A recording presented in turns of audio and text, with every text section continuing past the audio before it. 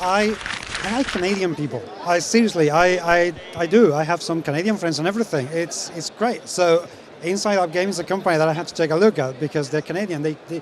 They come from the same country, so that's kind of very attractive to me. And if they have games where you actually have to kill your friends and backstab people, it's like a moral obligation for me to actually say hello. So I am with Conor McGoy, and we're going to talk about Inside Out Games and all your stuff. Hello, sir. Very nice to meet you. How is Essen going? Is this your first Essen? No, this is my second time. Yeah, no, I absolutely love Essen. I came last year when Summit was just a prototype, homemade with stickers and glue, and we ended up having a 3-hour wait list of demos, and it was amazing. We're getting one going again of waitlist, which is fantastic. I love the cultures, the languages, the people, the food, the architecture. Everything about Europe is fantastic. Yeah, I just wish it was a little closer to Canada. Yeah, that bloody ocean in there is a bit annoying, isn't it? Yeah. Anyway, let's start with one of the small games you have here. You have two small games, and one big game. So let's start with Vault Assault. What is this all about? Because I see a lot of tokens and a lot of very cool looking dice. Yes, thank you so much. So Vault Assault's my third game. As you mentioned, there was Summit and Expansion Yeti. Vault Assault is a much different feel. It's more of a fun, lighthearted, fast-paced game you can either play with your kids or your buddies, whatever you want to do. It's a cops and robbers dice game, frantic, fast-paced, 2 to 4 players, takes about 10 to 20 minutes, and basically you'll be taking turns playing as either the robbers or the cops, either trying to obviously rob as much money as possible or chase the robbers away so they don't rob any money and hopefully arrest them. Some unique things, they're all heat transfer dice to take up a lot of abuse, and the robbers will be rolling the dice trying to get different symbols. Once they get 4 of the same symbols, like the vaults, they'll be taking tiles from the middle and loading them into their getaway cars, trying to amass as much money as possible. If they're getting 4 of the targets, they'll be stealing from each other instead. There's more sides to the dice, but to jump across to the police, at the same time the robbers are doing that, the police are going to be rolling their dice to combine to make mosaics.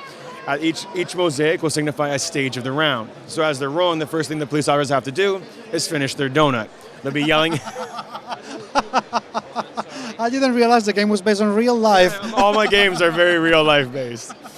So they'll finish a donut, and again, as in the rules, they actually have to yell out a donut flavor for what they've just eaten to let the robbers know where they are. They'll keep rolling. The next thing they're going to have to combine is a steering wheel. And then they're going to yell a street name to let the robbers know they're getting close. Meanwhile, the robbers are still be rolling, trying to steal money from each other or the bank itself. The next stage is the cops surrounding the buildings, and they'll yell surrounded, and then if they're fast enough, they'll then arrest the robbers. That's the basic idea. There's a little bit more excitement for 2 reasons. One is the robbers can mess with the cops by setting aside hostages, which causes the cops to restart that mosaic to slow them down. And then the robbers would have to roll 2 walkie-talkies to call their backup back.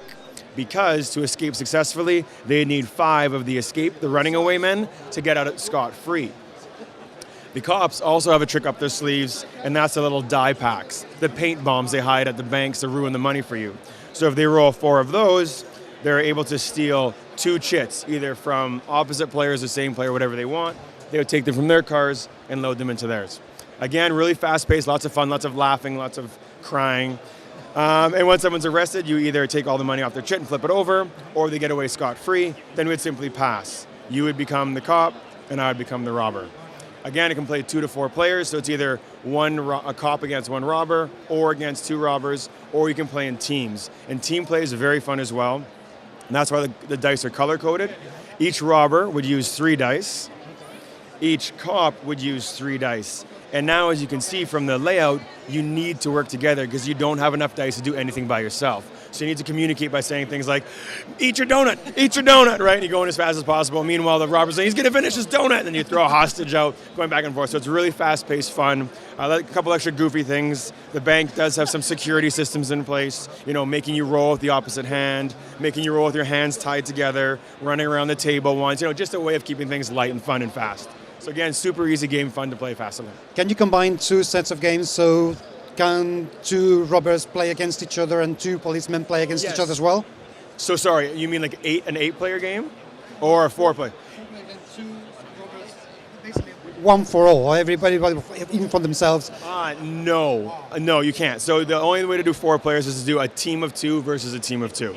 Yes, just because there's not enough dice, we have to combine the imagery, and then and 3 iterations back, it was like that, but you blew through chits like nobody's business. There was just money and dice flying everywhere, and it was just a little bit too chaotic.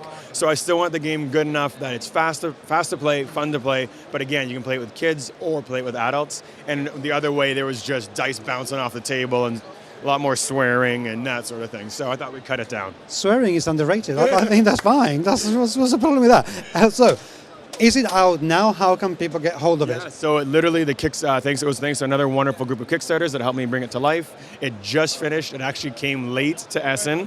It officially releases here, and there are some problems with German customs, but we got it through. There always are. Yeah, there's so many places here, so we got off. Anyways, it's here now, and it can be ordered online through our website at insideupgames.com.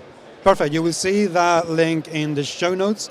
So please do take a look, because just the idea of having the policeman to finish the donuts, that is freaking genius. That is fantastic. Real life. And the thing that blew my mind is I know we're only day 2 of Essen, but Vault Assault finished #1 on the Geek Buzz ahead of every game. Yes.